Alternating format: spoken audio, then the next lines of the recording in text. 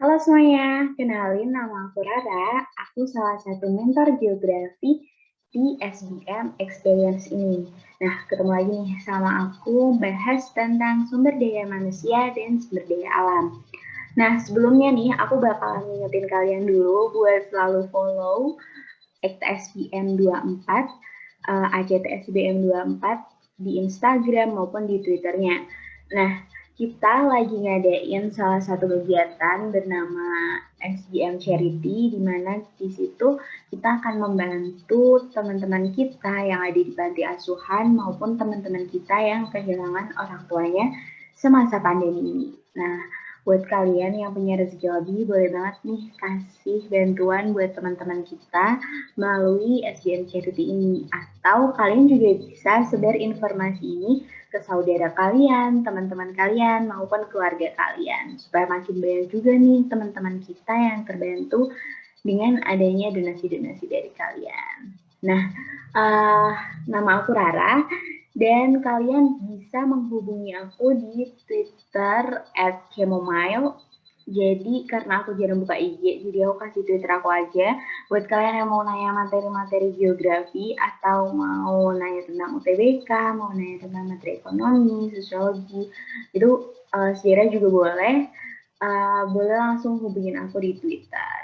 Nah, oke, daripada berlama-lama lagi, mari kita bahas. Nah, di materi sumber daya manusia ini kalian nggak perlu ngafalin, karena aku tahu otak kalian pasti udah penuh banget sama materi sumber lainnya.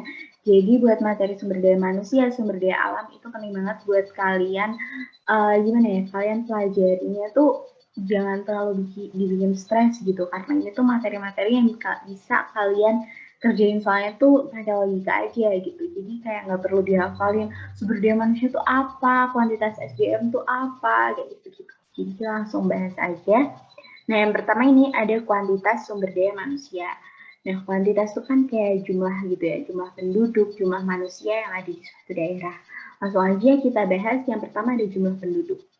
Buat mengetahui jumlah penduduk itu pasti sulit banget ya, karena penduduk itu sifatnya dinamis. Mungkin ada yang bekerja, mungkin ada yang lagi di luar kota, lagi di luar daerah tersebut.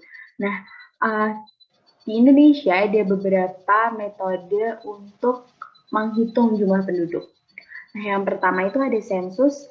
Sensus adalah perolehan data penduduk yang bersifat umum, misalnya kayak usia, jenis kelamin, dan lain sebagainya. Nah, sensus ini dilaksanakan secara berkala setiap 10 tahun sekali oleh Badan Pusat Statistik nih. Nah, sensus ini punya dua jenis. Yang pertama ada di jure yang berdasarkan KTP asli. Nah, ini biasanya ada di desa karena biasanya tuh penduduk di desa itu pendatangnya dikit banget, dan banyak juga warga desa yang melakukan urbanisasi atau mungkin bekerja di kota sebagai pengelaju. Nah, yang kedua ada de facto. Nah, de facto ini berdasarkan penduduk yang ada saat sensus ini berlangsung. Jadi, misal di suatu daerah langsung dihitung tuh penduduk yang ada di daerah tersebut tanpa memperdulikan dia emang asalnya dari situ atau enggak gitu. Nah, metode sensus penduduk ini ada dua, yaitu metode householder dan metode canvasser. Nah, yang pertama, metode householder ini dengan cara menyerahkan angket kepada penduduk maupun responden. Nah, proses ini tuh cepat karena petugasnya nggak perlu ngecek satu-satu ke setiap rumah, tapi hasil yang dihasilkan pun kurang valid karena belum tentu penduduk tuh mengisinya dengan akurat gitu, dan setiap pengetahuan penduduk kan juga beda-beda ya, jadi nggak bisa kita samaratakan gitu deh. Nah, yang kedua ada metode canvasser.